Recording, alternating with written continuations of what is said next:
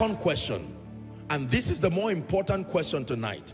What does it take to experience the liberating power of God in my life and your life tonight? Seeing that God is still a miracle worker, God is still a proof producer, God still visits men, he still visits men rewriting their stories as he did in scripture, as he's done every day to someone.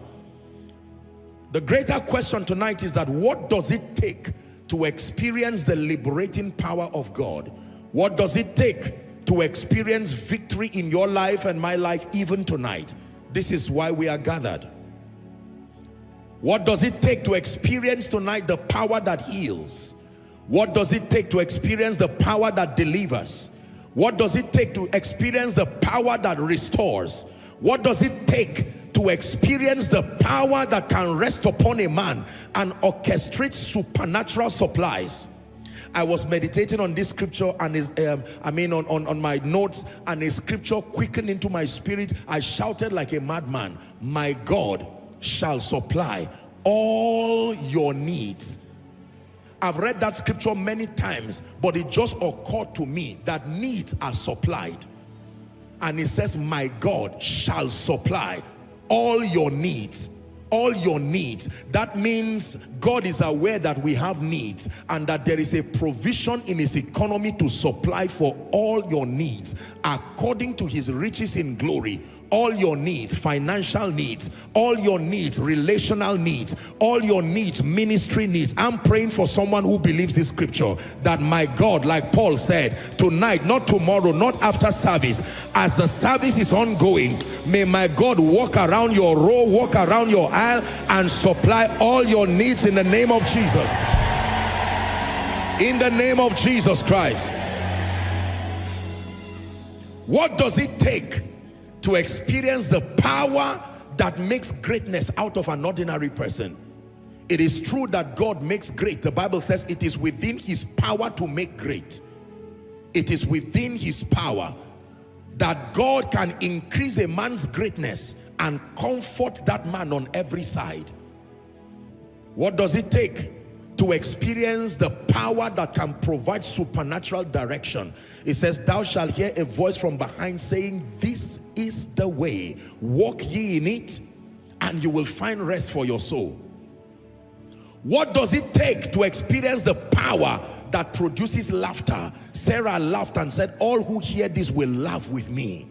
You have turned my mourning to dancing, it says. You have turned my sorrow to joy. When the Lord turned again the captivity of Zion by that same power, it says we were like them that dream, and they said among the heathen, the Lord had done great things for us. It says the Lord has done great things for us, whereof we are glad. Whereof we are glad. I'm going to give you very quickly 3 keys that are responsible for experiencing the liberating power of Jesus. And I tell you, I sense in my heart that as I bring these keys, the power of the Holy Spirit will be resting on people, quickening them, number 1, to believe these truths, but number 2, releasing results already in their lives. In the name of Jesus Christ, I pray for you tonight. You will not need to tell anybody that you are in a strong covenant with God. Your results will speak evidently. Evidently. You will not have to tell anyone you came to church. God will sign upon your life. He will sign upon your destiny. He will sign upon your family. It will be evidence to men that you love God. It will be evidence to men that you believe in God. You believe that? Shout amen.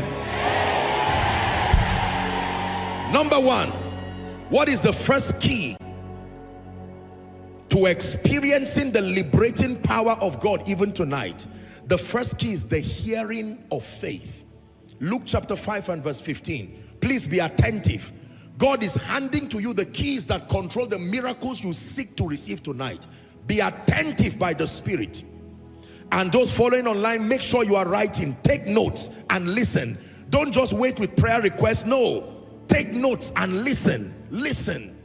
The Spirit of God is handing to you the keys. They are irrefutable keys. that control the administration of the power of God over a man, a family, a business. Doesn't matter what the challenge is. All miracles begin, the working of miracles starts with the hearing of faith. Are we together? The Bible says, but so much the more went out a fame abroad of him, and great multitudes, like great multitudes have gathered here tonight. Great multitudes came together, listen, to hear and to be healed by him of their infirmities. They didn't just come to be healed. It starts with the hearing of faith. It is not every kind of hearing that is called the hearing of faith. The hearing of faith. I wrote here that faith to receive comes when you hear certain truths from scripture. The basis for the hearing of faith is that if the information that is communicated is scripture based, then your hearing becomes a hearing that produces faith. There is the hearing of lamentation. There is the hearing of doubt and fear. Are we together? But there is the hearing of faith. The hearing of faith is when you hear a communication that is derived from scripture. It imparts faith to your spirit. The hearing of faith. The faith to receive, even tonight, comes when you hear truths from scripture. For instance, when you hear that God is all-powerful, what you are hearing now is consistent with the integrity of the word. So what you are hearing is the hearing of faith. It produces faith within your spirit because it is true that God is all-powerful. It says, our Lord God, thou hast created the heavens and the earth by thy great power. Nothing is impossible for you. The Bible says, for with God, nothing shall be impossible. When you hear a preacher speak like this, what you are hearing is the hearing of faith. If you're with me, say amen. Amen.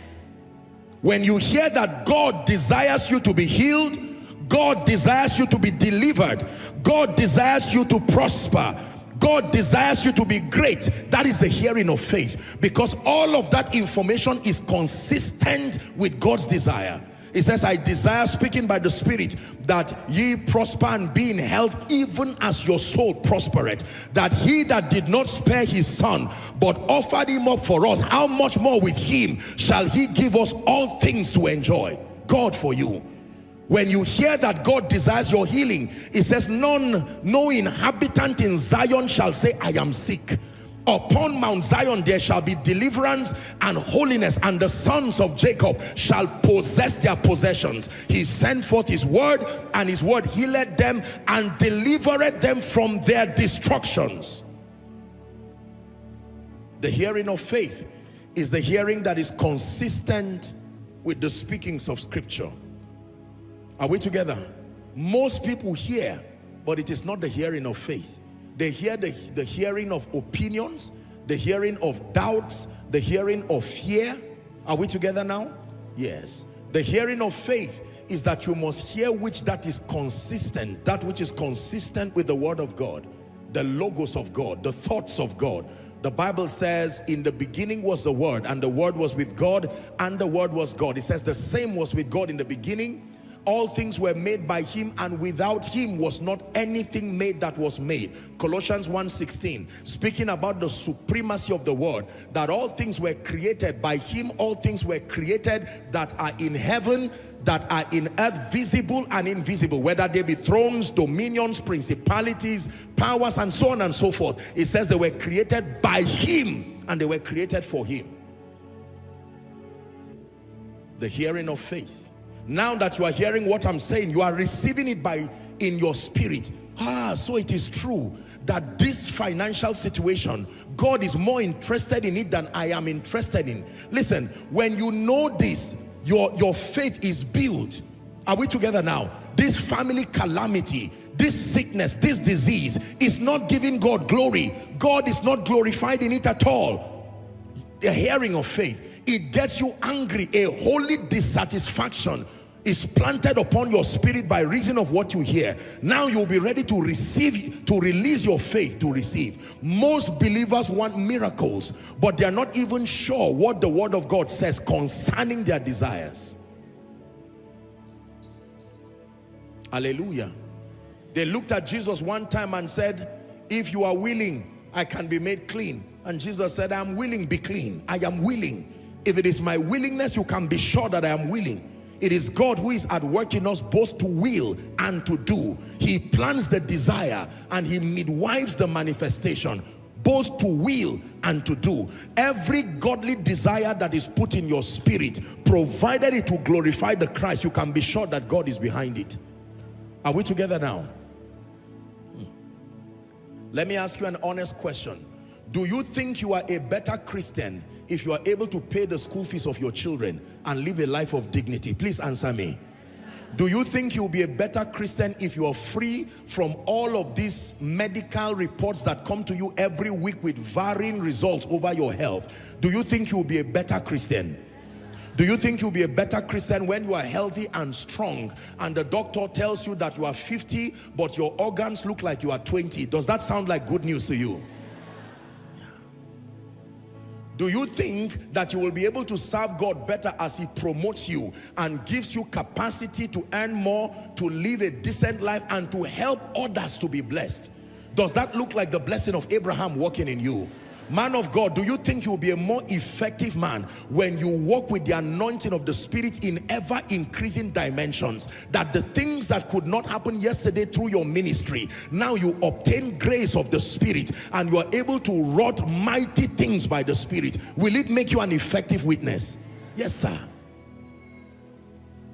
Everything that can help you serve God well, don't reject it. Everything that can help you serve God well, don't reject it. Are we together now? Everything that can help you serve God well, if good health will help you serve God well, open up your heart to embrace it. If peace of mind, serenity of mind will help you serve God well, you can be sure that God will be more than willing to bring it. Because the Bible says, watch this now, according as his divine power hath given us all things that pertain unto life and godliness. God desires, he desires that as we serve his purposes, we live victorious lives. He's not a wicked God, he's not a wicked father that desires us to indefinitely remain in pain, loss, defeat, retrogression, and then he burdens us with a threat to serve him. That is not the portrait of a kind father. The Bible says God is love. Shout that after me, please. God is love. One more time.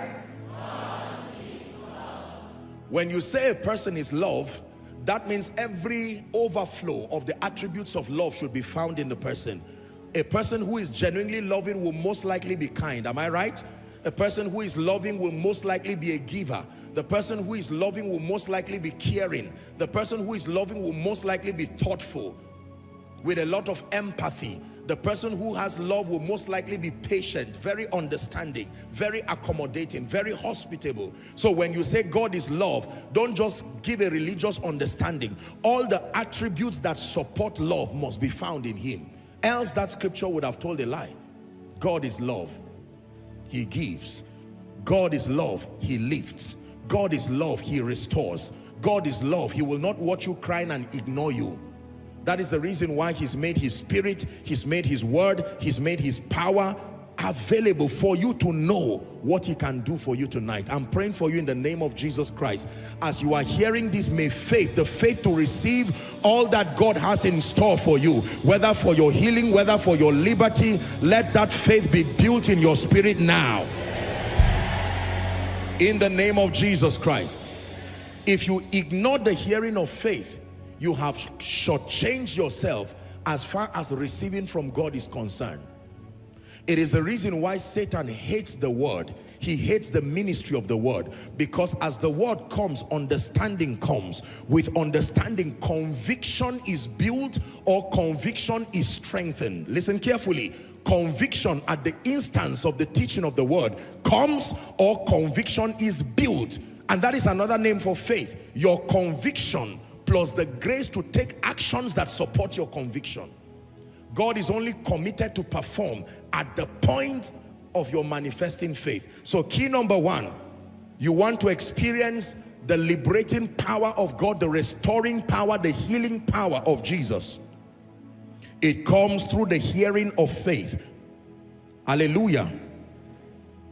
Let me tell you the truth. Nothing happening to you today is new. Let me comfort you. There is nothing happening in your life and my life today that is new. Who is listening? You have to believe this. Apostle, I have a very unique health concern. I understand your pain, but I submit to you it is not new. And if you think it is new, ask the man Job. If you think it is new, ask the man at Bethesda for 38 years. If you think it is new, ask the woman with the issue of blood. If you think it is new, you go ahead and ask people in the Bible who were plagued with all kinds of infirmities. How about those the Bible says were born with that condition? For most of us, we were not even born with the condition. It just happened as we sojourned. But there were people who were born with it, and yet God visited them. There is nothing that is new. Let that comfort you tonight. How about financial situations? Refer to Job, a man who lost his estate, lost his finances, lost everything overnight. Worst off, he lost all the people who could help him get back again. They disappeared from his life.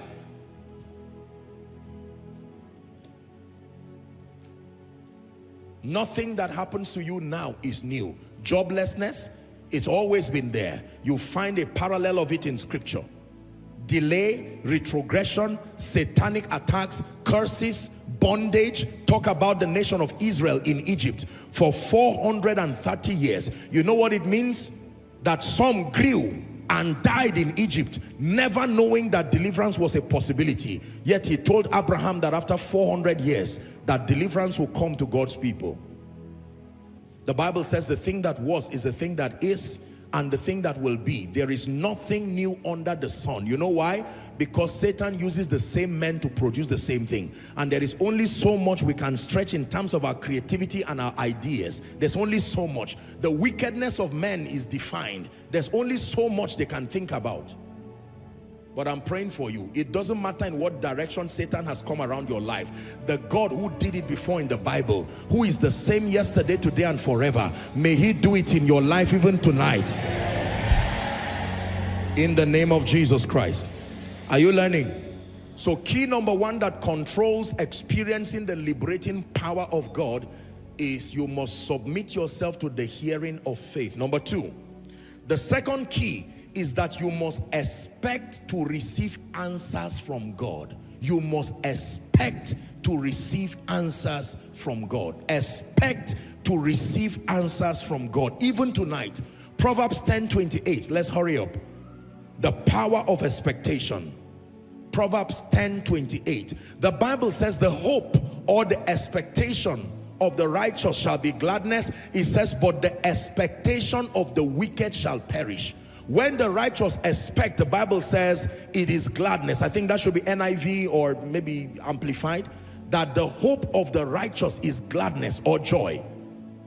Proverbs chapter 23 and verse 18. Proverbs chapter 23 and verse 18. Expect to receive answers from God. This is the second key. Let this be a prophetic word for someone. Surely there is an end. Surely there is an end to rent issues. Surely there is an end to shame and reproach. Surely there is an end to crying every night. Surely there is an end to endless court cases. Surely there is an end to begging and borrowing. May tonight be the end in the name of Jesus. May tonight be the end in the name of Jesus. It says, surely there is an end, and thine expectation shall not be cut off. What is expectation? A strong belief that something will happen. A strong belief, a resolve within your heart that something, a desired outcome will happen. What is expectation? A state of strong optimism. A state of strong optimism. I know that I know that I know that I know that I will walk out of this place healed. It's called expectation. Hallelujah. A strong belief that everything God has said will happen in your life. Now let me tell you something. Expectation has an attitude. There is an attitude to expectation. Show me two believers, and while the word of God is coming like it is coming right now, for the one, you can see that there is an attitude of joy, excitement, enthusiasm. You are too expectant. You know you will be disappointed if God does not move over your life. And another is passive, careless, full of doubt. Well, amen. He looks around and sees people lifting their hands and says, oh, well, let me lift my own hand too. I don't even know what they're doing. You see, expectation has an attitude. In Acts chapter 3, the Bible tells us that Peter and John went to pray at the hour of prayer, and they found a man who had been at Gate Beautiful, that he comes there every day, carried to and fro, and he looked at them, and the Bible says that Peter and John, he begged them for alms, begged them as he usually do. And then the Bible says in verse 4, Peter fastening his eyes upon him said, look on us. I like verse 5. Let that be a lesson for someone tonight. The Bible says he gave heed to them, expecting to receive. My only encouragement is that don't expect to receive something. You must define your expectation. Give us this day, expecting to receive healing, expecting to receive a breakthrough, expecting to receive deliverance. Is someone learning now? Expecting to receive something from them. Now, do you know that most believers, and the Lord put this in my spirit yesterday, he said most matured believers do not grow because with their expectation, they deaden their appetite. With their growth, they deaden their appetite for expectations. And it's true. Most matured Christians stop growing because they stop expecting. It's a usual service. God has done, I know, I'm trusting, I'm not sick, I'm not in pain. Things are going here and there. You see, and they don't receive anything again. Most matured Christians, when he said this, I took out time to table my own expectation and I prayed. I said, I will not be familiar with you. Just because you are using me does not mean I will allow myself to be cheated. When God comes, he blesses whoever is hungry, including the one preaching. The arrogant who is hungry and sounds like you are full. You know there's a way they can share food in a program and pass you because of your arrogance. You are too proud, you look like, oh, this is not my kind of thing. And they feel that this food is too big for you, whereas you are hungry. And they pass you and leave you there. Because you have given an attitude that your kind does not need it. They just say, okay, it looks like you like water. You say, yes, water. And you are starving, you are hungry. Whereas you really want food. There are others who don't hide it. As the food is coming, they say, madam, wait, you are passing me. I'm not misbehaving, but I will not allow my portion leave me. That is the kind of hunger. If you are too proud tonight, say, well, you are dying of a diagnosis, and whilst the power of God is coming, people are lifting their hands to receive. You are just watching, well, let's see here and there. My brother, you are the one who is suffering it. The one who wears the hurting shoe is the one who knows where it hurts. And so you must make up your mind. If your word comes, you receive. Are we together now? In the name of Jesus Christ, expect to receive something from the Lord. At every level, there is something more God can do. Did you hear what I said? At every level. Some of us here, in all fairness, you have seen the faithfulness of God. And there's not much you are trusting that he does. But if you really are attuned with God's program, there will always be something more you are praying that God does in your life. Either greater grace, greater power, greater fire, greater ability from the Spirit. Are we together? There is always something more. I'm praying for you. What God has not done before, may he do it tonight. What God has not done before, the kind of anointing he's not yet brought to your life, the kind of open doors he has not yet brought, in spite of the ones he has done before. We thank him for yesterday's blessings, but I'm praying for you. See new things in your life. Handle new dimensions in your life.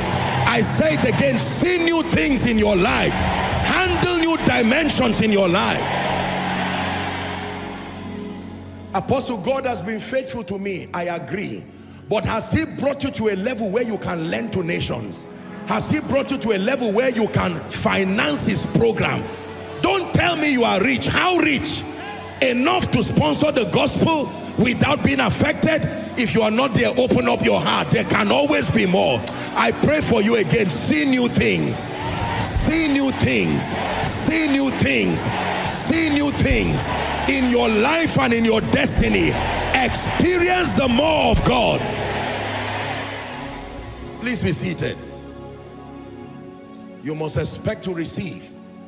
If you are sick tonight, as the word of God comes, expect to be healed.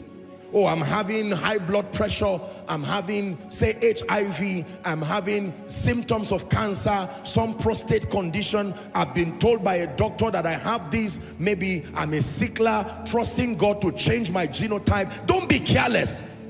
You see, we come as a congregation, as a family, but when the Spirit of God begins to move, it is per person, per faith. So in your mind, the whole crowd disappears, and you imagine that God is speaking to an audience of one, that one being you. Lord, it is me and you tonight. I'm trusting that you wipe my tears. I came with my spouse, but with all due respect, I love my spouse. We'll see after service, but as it is now, Lord, visit me, turn my mourning to dancing. I came with my business partner. Thank God for my business partner, but this one, Lord, it is me and you. Are we together now? Expectation, expectation, expectation. Look, let me tell you, you see that there are people in church who always receive. Do you know why? Their expectations are to the roof. Some of them fast and pray before they arrive church. Some of them arrive in the morning and they'll be praying like madmen before service starts, fueling their expectations. There are others who arrive and sit and just enjoy the worship as if they're in a club, and they share the grace and leave, the Lord being in that place, and they never know it. Hallelujah. Father, you even encourage me by giving somebody an opportunity to testify my expectations. Lord, finish it. You've started already. I've already had a part of my testimony. I shouldn't go back without results. Are we together? Say, Father. Shout it. Say, Father. Tonight, I release my faith. Visit me. Turn it into prayer in 1 minute. I release my faith. I release my faith. I release my faith. Optimistic that this captivity will be turned around. Optimistic that you will open up doors for me. It doesn't cost you anything to touch the heart of my helper. It doesn't cost you anything to press oil upon my life for a new dimension. In Jesus' name we pray. So key number one, to see the mighty hand of God tonight, the hearing of faith. Number two, you must expect to receive answers from God. Number three, the third key is that you must listen for and obey the instructions connected to your desired result. You must listen for and obey the instructions connected to your desired results. I'll take that again. You must listen for and obey the instructions connected to your desired results. Your desired miracle. You must listen for and obey the instructions connected to your desired results. Now I wrote here, and I want you to listen, that every manifestation of God's power is connected to an instruction. Every manifestation of God's power, if it is the God of heaven, if it is the God of the Bible, manifestations are connected to divine instructions. Whether it is to fill 6 pots with water, like you find in John chapter 2 from verse 5 to 8. They came to Jesus desiring a miracle, and the Bible says that Jesus instructed that they fill 6 pots with water, and having done that, he instructed them to take the risk. There is always a risk component to faith. You know what it meant for you to take water without tasting it yourself and then to take it to the rulers? What if the water did not turn to wine? That's why it is called faith. Your confident assurance that God will live up to your expectation. How about John chapter 5, 8 and 9? The man at Bethesda, Jesus gave him an instruction. He said, rise up, take up your bed and walk. Don't give me a 38-year-old excuse. Rise up, take up your bed. Your excuse has been for 38 years, but in 1 minute, if you desire a miracle from me, rise up, take up your bed and walk. Verse 9, the Bible says that immediately the man was made whole, and he took up his bed and walked on the same day, not the same week, the same day. Are we together? Every manifestation of God is connected to an instruction. Please listen. This right here, ladies and gentlemen, as subtle as it is the missing link. It is the reason why many believers do not receive from God. They hear the word of faith like you have heard. Truly they have expectations in their hearts, but many have not been trained to understand that somewhere in the equation of your miracle, this is why it is called the working of miracles, somewhere in the equation of your miracle an instruction will come. When that instruction comes, you listen for it, and then you obtain grace to obey. Let's consider a lesson, and then we'll begin to pray. 2 Kings chapter 5. Please give us from verse 10 to 12. This was the story of Naaman. I want to draw a very powerful lesson, that if you want to see the mighty hand of God, then you must be ready to listen for and attend to every divine prophetic instruction that comes. So Naaman is desiring healing, and he's been sent to Elisha. And watch this now. The Bible says Elisha sent a messenger. Elisha did not even come out. He sent a messenger to him saying, go and wash. Listen now. Go and wash 7 times, and thy flesh shall come again to thee, and thou shalt be clean. Verse 11. This usually is the challenge of many in church. The Bible says, but Naaman was angry. What was his anger? He went away and said, behold, I thought that he would surely come out to me and stand and call on the name of the Lord his God and strike or wave his hand over the place of my injury and recover the leper. And he was angry. And then he said, are not Abana and Pharpar, rivers of Damascus, better than all the waters? That means, are there no better, nobler, more intelligent, scientific instructions you can give? What do you mean by lift your hands? What do you mean by shout amen? What do you mean by shout Jesus? What do you mean by lay your hands where it hurts? Are there no more intelligent? And the Bible says he was angry. He wanted to suggest to the prophet how he would be healed. And the Bible says that he turned away. Go back to verse 12, please. He turned away and went away in rage. He turned and went away in rage. I have prayed for many people, and sometimes it's very, very funny how I pray for people, especially people who maybe are on prayer lines and so on and so forth, and they can come with very serious issues, and sometimes I respect their pain, their enthusiasm, and they say, Apostle, if you know my problem, I say, don't worry. Let me say this thing. I say, I'm sorry, we don't have the time, but you just believe. And then sometimes I tell them, in the name of Jesus is done. You see the shock mixed with anger. All this pain, for it is done. You are like Naaman. It is done means what? I mean, well, years ago, it doesn't happen much now. Years ago, people even used to be angry and say, I didn't fall. I didn't fall, I didn't fall. Come on now. I watch people shout left and right, and then I traveled all the way, and you tell me it is done? This was the annoyance of Naaman. He came all the way, very, very long way. And then the prophet simply sends Gehazi to give him an instruction.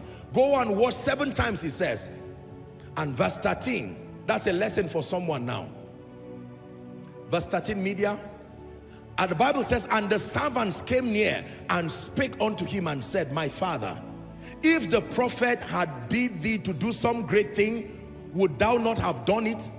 How much rather when he said to you, go and wash and be clean? And he said, so you are saying I should do it? Okay, let me lay my hands. I hope I'll be healed. 14.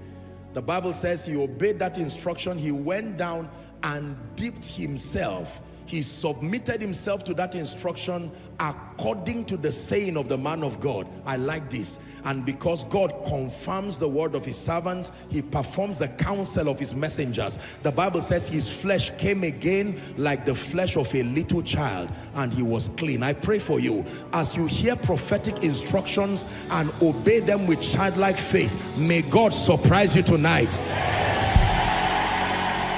May God surprise you tonight. May God surprise you tonight. Hallelujah. There are three ways to receive instructions. One, it comes to you by the inspiration of the Holy Spirit. It's a unique instruction that God gives to you. Two, it comes usually by the man of God God is using to administer his power to you. Number three, there are times that as an act of faith, the instruction comes within your own spirit. Nobody told the woman with the issue of blood to touch Jesus. It was not the Holy Ghost. It's not recorded there. The Bible says she said to herself, the same way the prodigal son said to himself. And the Bible says, say not in your heart. That means that there is a voice within your spirit. Are we together now? But the more generic way of receiving is to receive from the vessel that God is using to prime and to build your faith. That whilst you hear, instructions are going to be coming shortly. Listen, take your eyes away from your pain. Take your eyes away from your sad story. I know you came with your prayer request. Take your eyes for a moment away from it and look to Jesus. See, when you look to a man of God, it's not idolatry. You're not, this is all of me. There's not much that can be done to you from me by my own strength. The Bible already bails us out by teaching you that our sufficiency is not in ourselves. Our sufficiency is of God, who has made us able ministers. Are we together? Not of the letter but of the spirit, for the spirit killeth, the letter killeth, but the spirit gives life. So every instruction you are hearing, you must believe that these are instructions coming from the throne, passing through a vessel to you, and with childlike faith. So if it's an instruction that yields your deliverance, your heart must be open. There's no special demon on you that cannot live. Are we together now? You cannot be, God forbid, but nobody here can be more demonized than the madman in Gadara. That guy had a legion of demons, and yet with one word they left. Nobody can be more sick, in my opinion, than Job was. He had boils over his body. He was incapacitated, left for dead. The wife even encouraged him to just die and let her rest. And yet God restored him. How about Naaman? The Bible says God restored his flesh and it was like that of a baby. How about Hezekiah? God turned his life, adding 15 years to his life. How about Samaria? God turned a whole nation overnight. God for you. But if you are ready to listen for and to obey divine prophetic instructions, is someone learning now? I wrote something here and I want you to please listen as we prepare to pray. The awareness of the instruction does not produce results. It is acting on the instruction that delivers results. The awareness of the instruction you should engage for your liberty is not what brings results. Are we together? Oh, I'm aware. He said, stand up, okay? He said, lift your hands. I am aware. That's not where you get the results. It is the childlike obedience to the instructions, having the readiness to judge all disobedience if and when your obedience is complete. And you see, let me tell you this. The Bible says the natural man does not understand the things of the spirit, nor can he discern them. The reason is because they are spiritually discerned. The way of the spirit is beyond the way of science. The way of the spirit is beyond the way of intellect. There are times that prophetic instructions can come. It may not make sense to you. It is the way of God.